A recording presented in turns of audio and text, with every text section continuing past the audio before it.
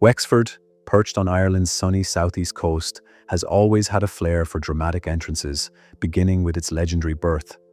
If you enjoy stunning drone views paired with unforgettable history, make sure to like, subscribe, and ring the bell so you never miss an adventure with Horizon History. Let's take flight. According to early lore, the name Loch Garman comes from a servant named Garman Garb, who, depending on which storyteller you trust, was either swept away by a magical flood or drowned after stealing something he shouldn't have. Either way, Wexford's story begins with a splash, which feels appropriate for a town whose entire future would be shaped by its relationship with the sea. The Vikings were the first to write Wexford into the historical record. Around the early 9th century, Norse raiders arrived, eyed the sheltered estuary, and decided that Vesfjord, the inlet of the mudflats, would do nicely for a long fort. It's not the most flattering name ever given to a town, but it was accurate, and the Vikings were not known for sugarcoating things. They built fortifications, established trade networks, and transformed Wexford into a lively port. The Norse influence lingered long after they stopped swinging axes, visible today in local surnames, maritime traditions, and the stubborn streak often attributed to the people of Wexford, who, to be fair, come by it honestly. Then came the Normans in 1169, who landed on the nearby beaches with the confidence of men in chainmail who believed everything they saw belonged to them. Led by Robert Fitzstephen and Maurice de Prendergast, they made Wexford the first Irish town to fall under Norman control. The townspeople, however, did not surrender easily. Chroniclers report at least one attempted negotiation that the locals abruptly abandoned, probably after realizing they had little interest in handing the keys of the town to foreign invaders. Their resistance became something of a comedic footnote in medieval accounts. The men of Wexford, one writer complained, did change their mind more than a woman at market.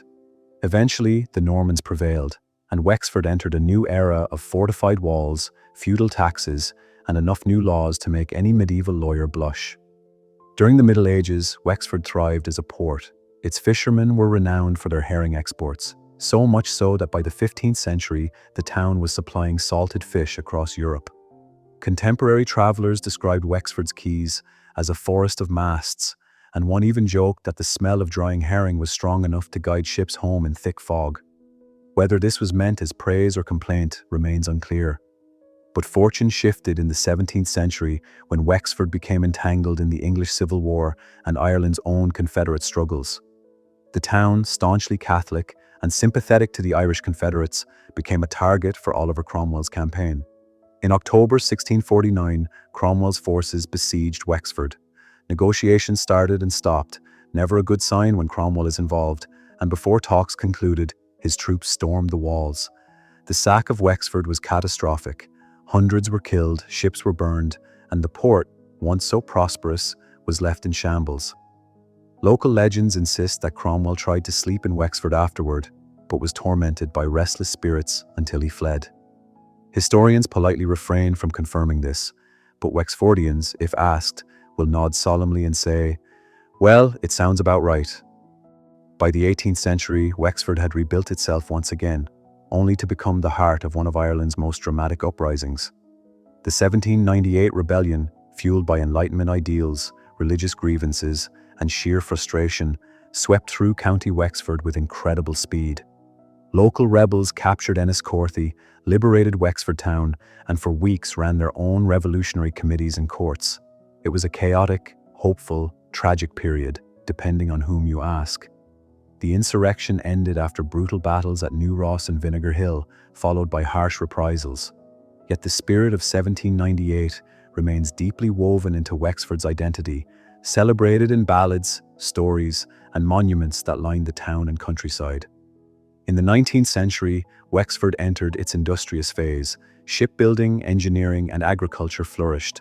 The construction of improved quays turned the harbour into a modern port, and the arrival of the railway in the 1870s linked Wexford to Dublin and beyond.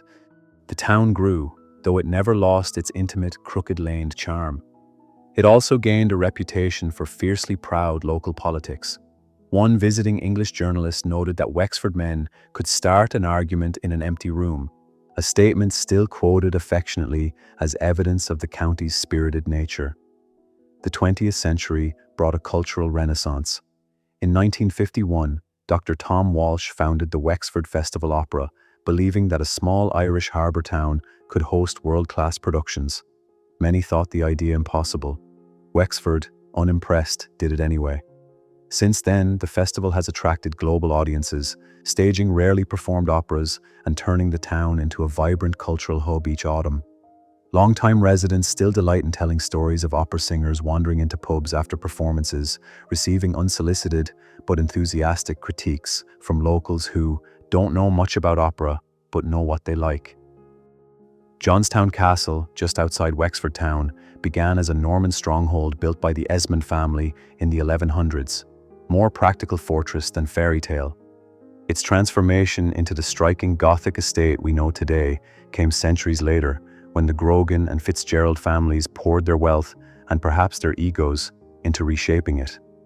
In the 1830s, architect Daniel Robertson, famous for his Gothic flair and infamous for allegedly directing workers from a wheelbarrow after too much sherry, designed the castle's dramatic towers, battlements, and perfect mirror-like lake. Whether the sherry stories are true or not, the results are undeniably spectacular.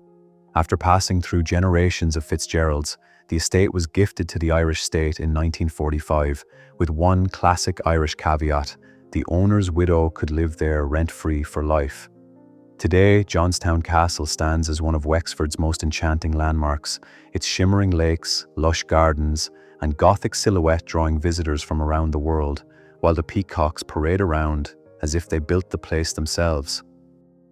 Today, Wexford is a blend of old and new, myth and marketplace.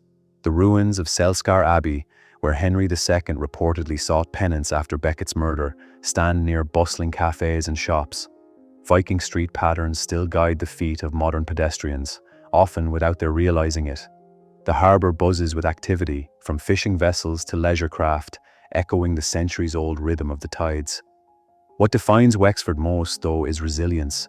Again and again, across invasions, sieges, rebellions, and economic shifts, the town has rebuilt itself, stubbornly and cheerfully.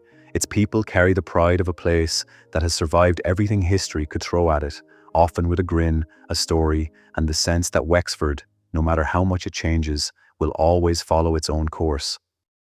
Thanks for flying with Horizon History. If you enjoyed the journey, those sweeping drone views, and the stories woven beneath them, be sure to like, subscribe, and leave a comment telling us where you'd like to explore next. Your support keeps us in the sky and the history coming. Until next time, keep your eyes on the horizon.